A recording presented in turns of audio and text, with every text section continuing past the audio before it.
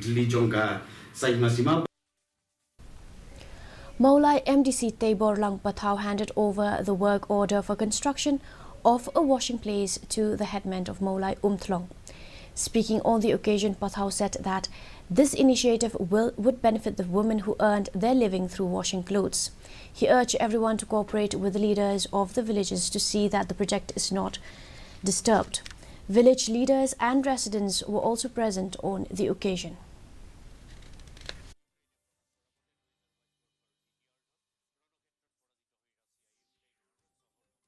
Nomi kemang di bendan kecikit kriya nam takata nama lada kadan kebenta keban nakalin sepisia he fitre kene kam ke papi kamai kaji dari kamram cenga nomi kemang bangan pai kemak ya kebenta keban penbha penbet nak kebenta pensuk fiki nong saja yang dikecaka ki belong ki bapen im jakpo ayeng po sem napak cinam kam.